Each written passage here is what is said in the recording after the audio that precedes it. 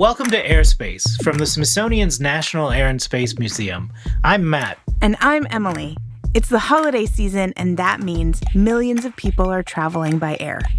And many people are checking their luggage. But what actually happens to that suitcase once you hand it off?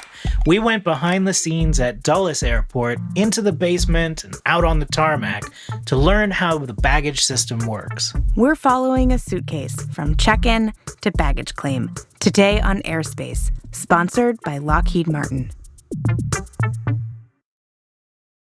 So to learn all about how baggage gets from one place to another in the airport and then finally to your final destination, we went out to Dulles Airport, which is the biggest airport in the Washington, D.C. region and very close to our own Udvar-Hazy Center. And we made a new friend, Jim. Hi, I'm Jim Decker, Ramp Director for Ramp Operations in Washington Dulles for United Airlines. Matt, I was really jealous that I didn't get to come with you and producer Jen on this field trip, but it sounds like you guys had a great time with Jim. Yeah, so Jim was really cool. He's been at Dulles for 4 years, but he's been with United for more than 30 at a few different airports, all of them major American airports. This is my favorite, though. And we couldn't have asked for a better guide. He really took us everywhere. So I'm a very devoted carry-on luggage person, but once in a while I have to check a bag, and like most people, I have stories about checking bags. Can you start off the story about what happens when you hand that bag over to the agent and they put that sticker on it with all the numbers that apparently mean something? Yeah, so, it's all a little bit different from how it was when I was a kid traveling with my parents. These days, because most of the airlines now have apps that you use to check in, a lot of the airlines know already before you even get to the airport whether or not you're going to check in a bag. And when you do check in a bag, they put that sticker on it, as you said, that has numbers and barcodes on it. And for the rest of its journey, that barcode is really going to direct where it goes and, how it gets to you at the end of your trip. You bring your bag to the counter, they check to make sure your information is correct, and they put your bag on this belt here. At this point here, your bag is scanned. We scan your bag at every point just so we can keep track of where it's at. And I've used some of these apps, and I really love how they let you check where your bag is going. It's better than an AirTag, I think, because you get these solid locators of like your bag was scanned in here and it was scanned out over here. And I really like how you can track that on some of these apps. Yeah, you really can get real-time information about where your bag is in the whole process. When you get on the plane and you look at your phone on the app, it'll tell you whether or not your bag's been loaded on the plane or not. So you can look out the window and try to see your bag going on the plane, but you also can see that that tag has been scanned and that the bag is there. So it's a little bit of an additional confirmation that things are going as they should be. So from a technology perspective, it's our scanners that truly make the difference of knowing where the bag is at all times. Most of the baggage magic happens on the lower level of the main building of Dulles. This is kind of behind baggage claim and behind doors that say authorized personnel only. So Emily, if you can kind of imagine, you've been in the lower level of our museum, right? Which is like the lower level of many buildings, right? It's where you look up and you see a lot of wiring and things going in all different directions, right? Lots of utilities. Lots of utility stuff. So this is a lot like that, but then also overhead, you have all of these conveyor belts operating and bags going in different directions. So you see all these belts that are here. That belt over there is where that bag we just saw drop down into the system. It goes down there, comes through here, and it goes into that wall right there. That's where it gets screened. We'll show you that right now. It seems like this incredibly kind of industrial, mechanized process, but then the bags are also kind of coming down these chutes to where people are then handling the bags and taking them from one place to another. So it's like this very active, frenetic space where machines are moving and people are moving and everything is just sort of operating incredibly, I would say, like efficiently, moving from one place to another with very little wasted time. So where we were just standing, we had multiple belts above us going in different directions. Is any of the process that the bags, take in that automated, or is it people putting them on the right belts to go It's to? all automated. So everything is automated. And this is honestly one of the oldest bag systems in the system. We're actually getting an upgrade here in about 6 years. All this belting, there's 2 layers, there's 2 floors for TSA screening. There's machines on this floor, and there's a floor below us. All the bags come into there, and they spread out evenly between the 6 machines to get screened. They come through here, get screened, then they'll go out through their screening machines, and then they'll go outside, up and down and around. They'll come into our bag room over here. Then if your bag does show an alarm, meaning that there's something in there that shouldn't be, then it gets automatically shifted upstairs to a screening room where TSA will actually open it up. A lot of times people see in their bag when they open up, there's a letter there from the TSA saying, hey, we looked inside your bag. It's because something in their bag alarmed it, and they have to go in there and check it.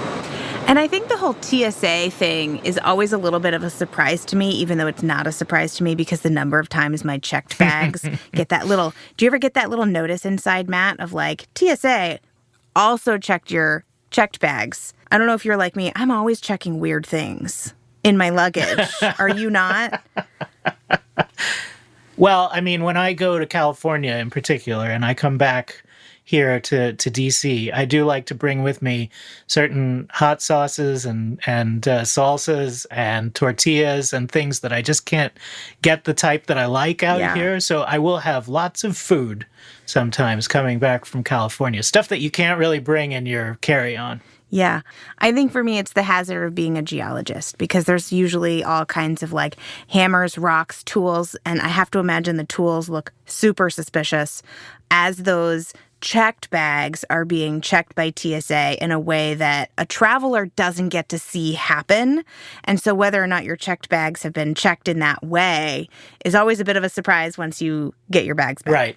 And so all of that happens outside of, the stuff that Jim actually operates. The TSA process, they have their own conveyor belts, and they put things back into the system once they've done all of that checking. And that's when things sort of resume their journey after having been checked by TSA. But is Jim responsible for the things that are happening pre and post TSA? Yeah. Is he's involved in the things getting bags to TSA, and then he's involved in receiving all those bags from TSA and continuing them through the system? Yes. We have 38 chutes down here. These are called a chute. It gets put onto a tray system, and it goes around, and the computer knows by the bag tag. This tells you right here, this bag is going to Haneda, right? It scans the bag tag. It knows that through here, and it goes to the proper chute.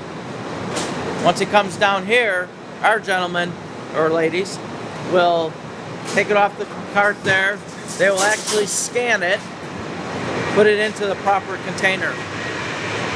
So can you tell me more about these baggage carts? Because I've only ever seen baggage carts on the tarmac. When I'm sitting in the airplane and there's a little tractor car. They remind me of Thomas the Tank Engine train sets where all the different cars get sort of linked together, right? So I've seen that kind of thing on the tarmac, and there's these carts that are just stuffed full of luggage, and that's what gets handled onto the airplane.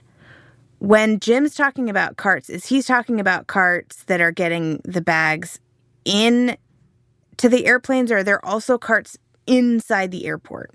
Those are the same carts. So those carts are getting loaded up at the chutes where the bags are coming out.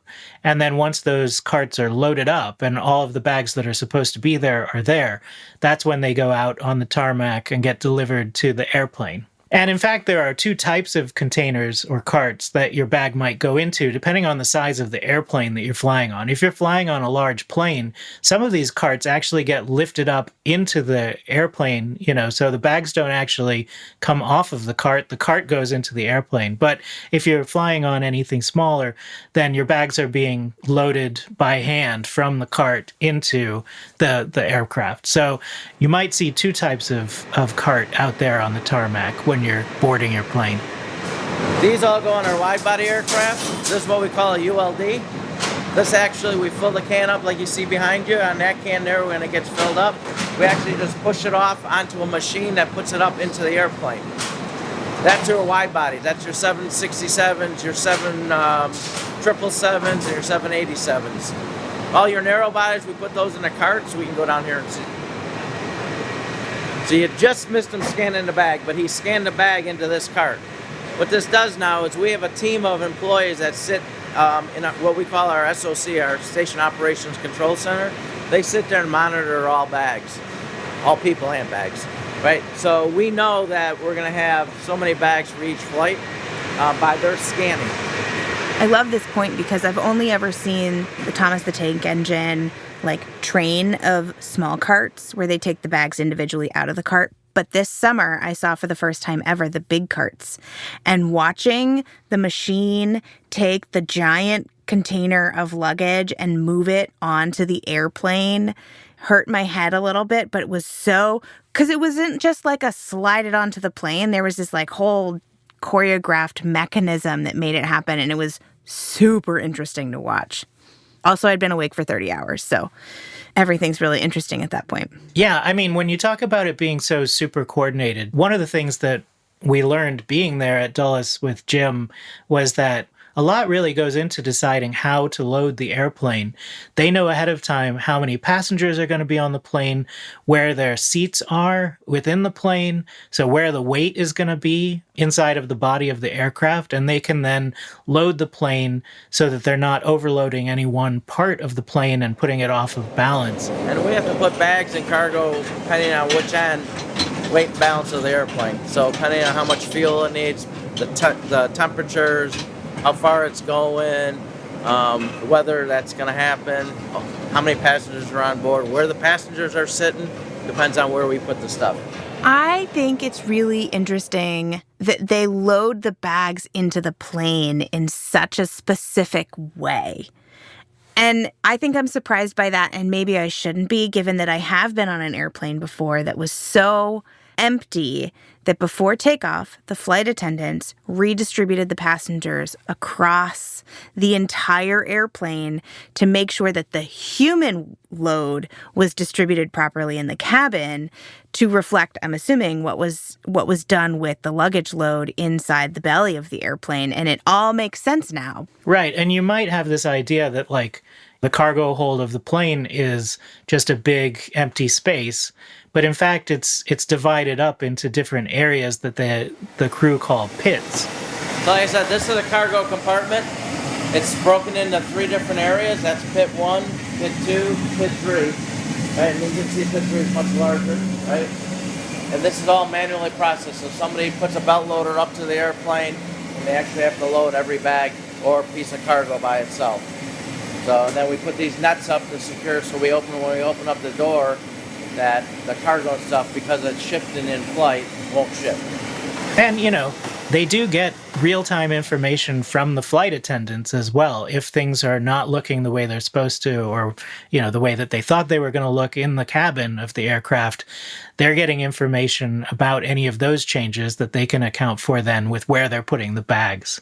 And I think what's really interesting about all of the different complexities in the process is this is typically what's going to happen to your bag once you hand it over at the desk and you put it on the conveyor belt.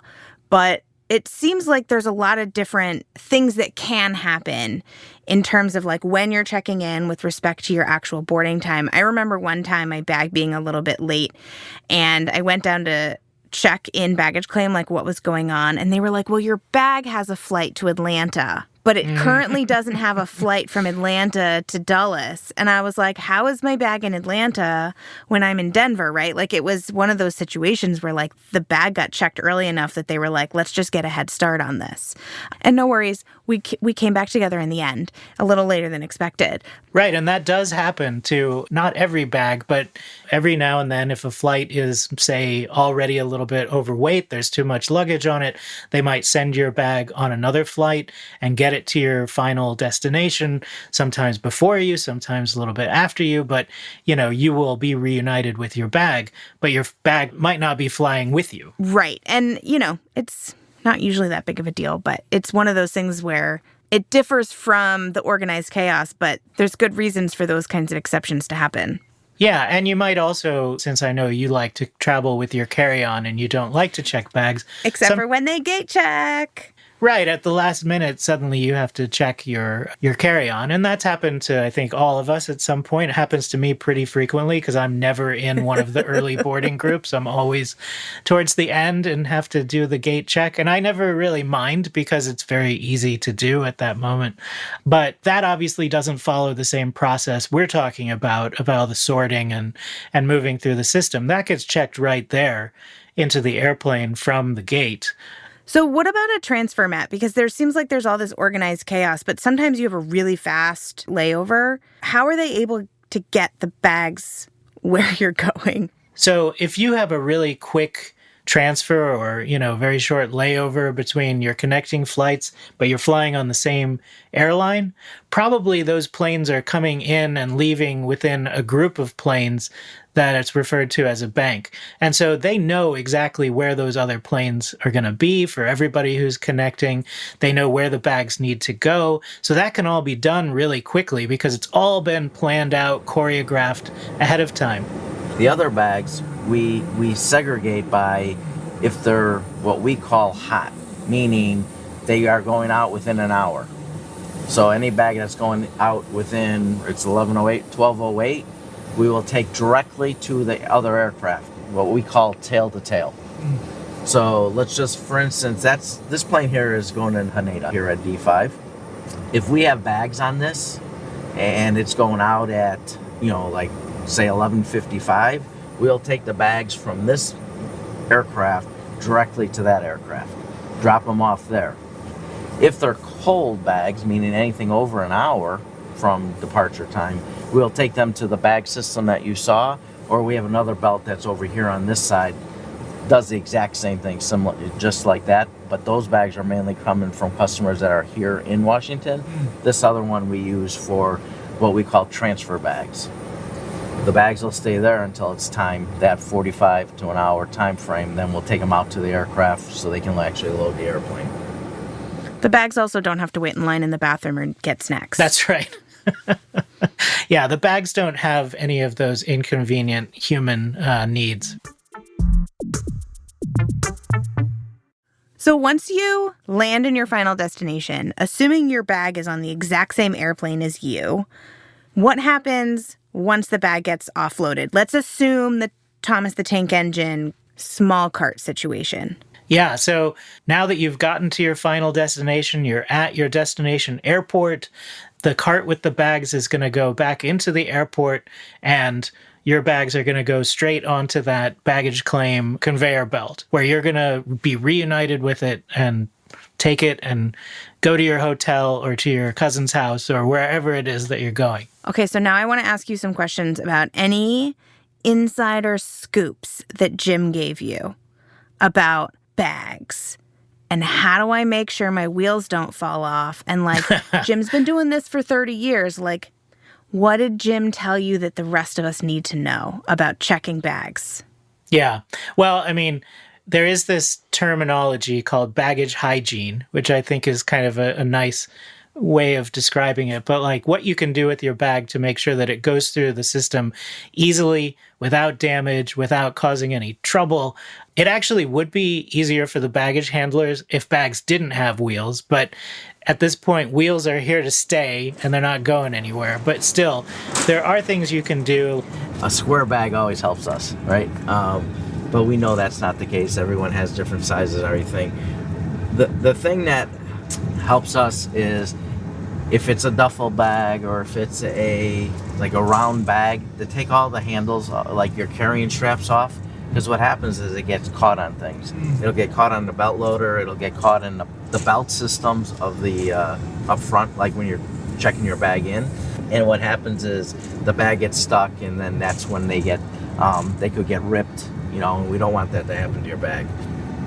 So the hygiene of the bag is important to make sure that if you do have other compartments, bags nowadays have 15 different zippers or compartments on it that zip up on the sides. Make sure they're all zipped. Make sure there's stuff not hanging out of them. It really helps us to be able to securely get your bag to where it needs to go. So, assuming that you've practiced proper bag hygiene, You are now at your airport. What do you do if your bag isn't there? What has happened to your bag? Yeah, I mean, I think this is really interesting, and what I love all of the apps that these airlines are creating now, because of that 1% chance that your bag gets lost. I feel like there's even a smaller percentage of the bags that are actually lost. Do you know what I mean, Matt? Like, when your bag isn't there, you now have these apps that are like, yep, because your bag's in Atlanta and you're not. Mm-hmm. Right? Right. And so when you're going into the baggage office to talk to somebody about filing a claim about your bag, there's like a lot less stress and panic because you're like, okay, well, it's just in a city that I am not in. It's not a ghost bag. Do they use that term? Did Jim call anything a ghost bag? Can we make ghost bag happen? I think that you coined that. I think that's Matt, your thing. stop the trying to ghost make bag. fetch happen. So you're right. Like, a lot of the times your bag's not there and you'll file a lost bag claim, but the airline might actually know where it is. And in fact, they do keep track of any bags that are potentially going to be considered lost. Like if they get scanned and they're not where they're supposed to be, they flag those. By the time you file that claim, they've already identified your bag as a potential problem. If for some reason we don't have that bag, we can now start looking for that bag, right? So, and then we can see, okay, it was last scanned in the bag room. So we call over here and say, hey, do you have this bag, da-da-da-da? And they'll say yes, no, or it's on its way. Yeah, and I think that's what I love the apps for, is that in many ways you have the majority of the same information that the baggage office does. And for me, it's been a much lower stress level when I'm walking into that baggage claim office, because it's like, so my bag's in Atlanta? And they're like, yep, it is. And they're like, great, we can get it to you tomorrow. Yeah. And, we've really emphasized the sort of technology side of things. But I do want to emphasize as we close that this is incredibly physical work, despite the fact that it's so enabled by technology.